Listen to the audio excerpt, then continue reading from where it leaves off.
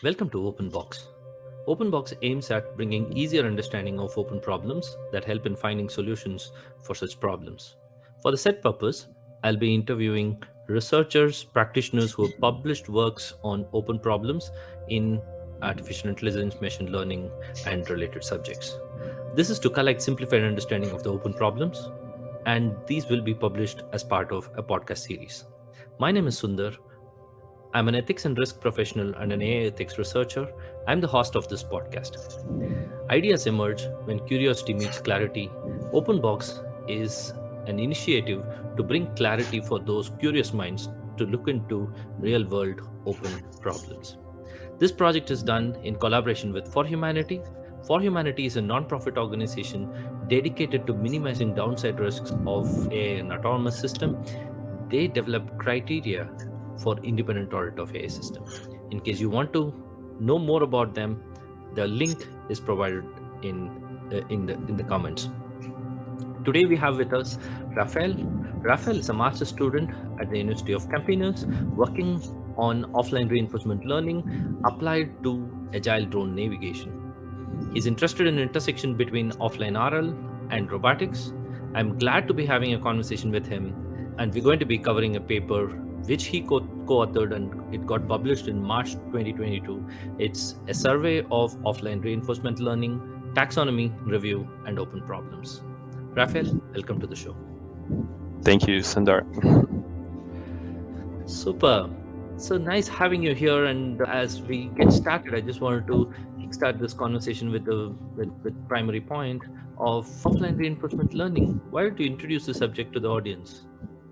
Yeah, of course. So I'm not sure how familiar the audience is with reinforcement learning, but just to give a brief introduction, reinforcement learning is interested in learning an optimal policy, right? Which is essentially an optimal set of actions that you can take in a given environment to get the best outcome possible, right? That's what reinforcement learning is interested in. And in reinforcement learning, you typically have three paradigms. You have online reinforcement learning, off-policy reinforcement learning, and offline reinforcement learning. And I'm interested in offline. So just to give a brief introduction of the difference between these paradigms, in online reinforcement learning, we're free to interact with the environment however we want, right? So typically what we have to do is that we have to, every time we update our policy, we have to interact with the environment to collect more data and then perform another update to our policy. And we have to do that several times. In off-policy reinforcement learning, you can collect data and then you can use that data and store it in a buffer and then sample from that buffer to update your policy, right? And then you can keep interacting with the environment and collecting more data and updating your buffer. But here, the key idea is that the key premise behind off-policy is that you still have access to the environment, right? So even if you make a mistake in off-policy RL, you can still go back to the environment, collect more data, and fix your mistakes. In offline reinforcement learning, the difference is that you don't have more access to the environment. You're supposed to learn the best possible policy given a fixed or a static data set, right? And the difficulty here is that you can't really go back to the environment and fix your mistakes. You have to try to find the best policy given what you have. And this is a very challenging thing for reinforcement learning, which is so used to constantly going back to the environment and fixing its mistakes, right? So being able to work in this offline RL is essentially the most challenging paradigm of reinforcement learning, because you have to work with a lot of data that's outside of your distribution, right? Because even if maybe your data that you have in your data set might not represent all the data that you might find when you actually interact with the environment, right? And that's where the challenge lies in devising these algorithms for offline reinforcement learning. Fantastic. With that, why don't you share with us a couple of use cases relevant to offline reinforcement learning, and we can start the conversation of open problems with that. Yeah, of course. So I think what offline reinforcement learning promises to do, right, or the reason why it's so interesting for a lot of researchers is that if you can work with a static data set, this opens a lot of doors for different fields that you can apply reinforcement learning to, right? For example, in the area of medical diagnosis, you can't really apply reinforcement learning to medical diagnosis because you would be essentially playing with the life of patients, right? And then that's obviously extremely dangerous and poses a lot of ethical concerns because We can't really prescribe some experiment with the life of a patient. However, what we can do is collect previous experiences that we have of previous diagnosis from experts, right? And then we can try to learn the best possible policy from this previously collected data, right? And then the same thing applies to a bunch of other interesting fields in the real world. Like education, for instance. If you want to try to devise some sort of good curriculum for a student, you can't really experiment with reinforcement learning because you can't really try. You should be able to find something from expert data, but you can't really make experiments that could compromise the education of a student. Another interesting thing that makes offline reinforcement learning very applicable to the real world is that it can save you a lot of cost of interacting with the real world. Let's say that collecting your data is very costly to either label or just very expensive in general because let's say that you're trying to learn the best policy for a drone, and if you're trying to experiment with an action that's going to crash the drone, then you suddenly just lost a drone, and that's a financial cost that you have there. So there are different kind of costs that are in play when you're trying to interact with the real world, and the offline reinforcement learning tries to mitigate these costs by avoiding interacting with the real world at all, right? And by avoiding this, you open a lot of doors where a lot of different problems that you can apply reinforcement learning to. Super. That's three interesting use cases that you've actually put across. And as we go along, speaking about the open problems, I would encourage us to discuss more about them in connection of these use cases to make things much more easier for people to understand. Now, coming back to this point, in your paper, you describe about some of the open issues that are there in offline reinforcement learning. Would you want to give an introduction to them, and then probably we can start discussing them one after other with the use case and context? Yeah, of course. So I think I list quite a few open issues in the field, but maybe the first one that we can talk about is the limitations of off-policy evaluation, right? So given what typically happens in online reinforcement learning is that you try to learn a policy, and after you iterate a lot over that policy, you experiment with it in the simulation environment, right? Or in the real world. And then you validate how good your policy is by actually running it in the real world. However, as I've mentioned before, that can be very dangerous depending on which kind of field we're talking about, if it's like medical diagnosis or education. So the idea behind off-policy evaluation is trying to evaluate how good a policy is without interacting with the real world, only using this data that has been previously collected by some kind of expert policy, right? And there are a lot of challenges with that because you can't really know what if your policy tries to explore some kind of data that isn't in your data set. How will you know how good that action that it took or how good is that state that it visited if it was never in the data set, right? And then that's where generalization plays a very big role, because if you're not able to generalize from that data, you can't really find a good way to evaluate how good your policy is, right? So the first topic that I mentioned in the paper is this idea of off-policy evaluation and how we lack good benchmarks for it. Well, I mean, we have benchmarks, but we don't have definitive solutions. We don't have a way to, for instance, let's get a real-world problem, and we don't have an off-policy evaluation method that we can just say, okay, I can for sure use this method and it's going to work, and I'm going to be able to validate how good my policy is. We don't have that kind of trust in these methods yet, because none of them are good enough. Like none of them are reliable enough yet. And that's one of the biggest open problems of the field, right? That limits how we can use these techniques in the real world problems.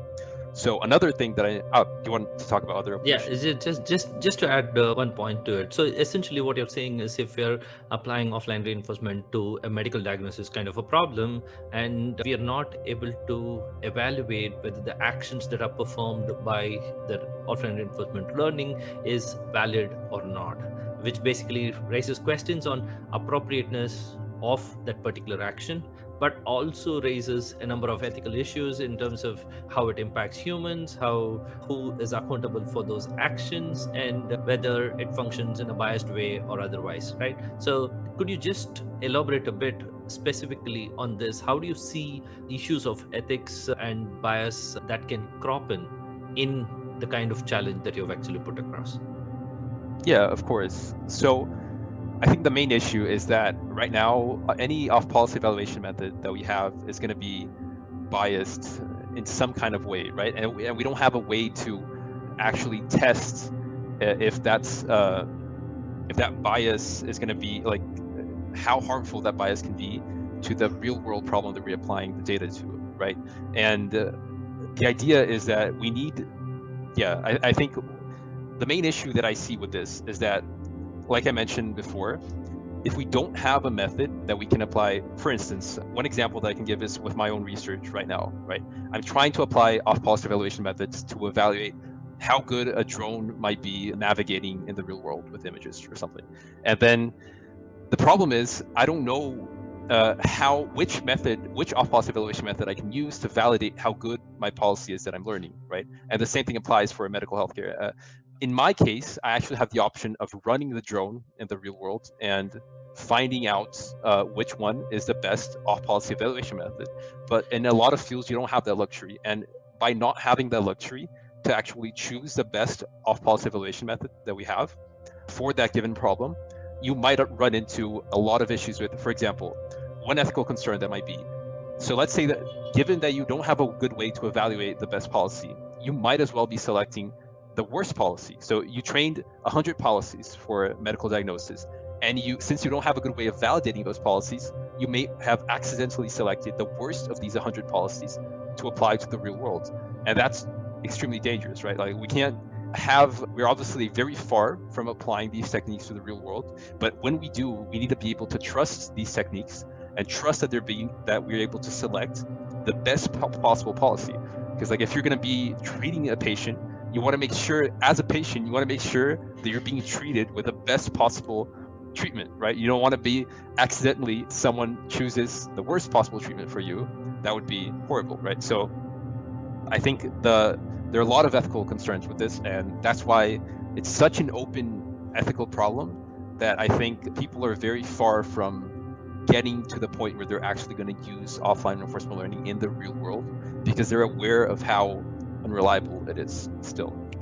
Absolutely, absolutely. This also brings in two different dimensions of problems. One is to look at it from a perspective of, okay, are there benchmarks and are those benchmarks adequate enough? That's one way to look at it. Yeah. Second is to say that, okay, there may be making a choice based on optimal policy kind of a model will also have another impact from an ethical concern perspective. How do you tie an ethical choice with optimal policy kind of a approach is another side of a problem that we are speaking about. Am I making sense with that? And what would you like to say with regard to that? Yeah, I think I can comment a little bit about the benchmark issues, right? So one of the issues with current benchmarks is that they have a limited amount of real world situations that we can evaluate the methods on, right? So all of the off policy evaluation methods that we have, sure, they're validated to some extent. Like we can compare different off policy evaluation methods in these benchmarks, but we don't know how well they're going to actually perform in real world problems. And we don't have, I think what essentially is missing is some kind of criteria for us to select the best off-policy evaluation method. So, for instance, if your problem is extremely stochastic, if it changes with time, if there's a very high it's a very high dimensional problem, then you might have a specific off-policy evaluation metric that you want to use for that problem, right? However, if your environment is characterized in a completely different way, maybe it's a much simpler environment with much more constrained data. In that case, you might want to apply a different metric, right? And we currently don't have a good way to select between these different metrics depending on your environment, right, and your problem at hand. So that's one of the limitations of these benchmarks that I think limits its applicability. And yeah, I think that's probably the main one. But the other one is that we don't have real world data, right? All of these benchmarks, they happen in simulation. And the reason they do is kind of obvious. It's because in simulation, we can distribute the benchmark to anybody in the world. And we can also make sure that the benchmarks are easily reproducible, right? If we were to use a real world benchmark, then we might run into a lot of reproducibility issues. And it might not be accessible to anyone in the world to contribute to the benchmark. So I think there are two issues at hand here, and it's a really hard problem to solve. But my idea when I wrote about how this issue comes at hand is how we currently have a few techniques about reproducing real world things. For instance, 3D printing is something that allows you to reproduce something in a physical object, right? So maybe if it would be possible, for instance, for us to 3D print an environment where you can test your policy, then that would be interesting. Like I'm mainly thinking about robotics. That obviously wouldn't be, you can't 3D print a medical diagnosis environment, but in robotics at least, it would be possible for us to start evaluating how these methods perform in the real world, right? Super, and this is very interesting, and I'm so intrigued to be talking to you and learning more about this. And with this, our first part of the podcast ends. And thanks a lot, Rafael, for sharing your insight and we briefly discussing about some of the open problems and the ethical issues associated with it. Look forward to talking to you in the part two of this discussion. Yeah, thank you for having me.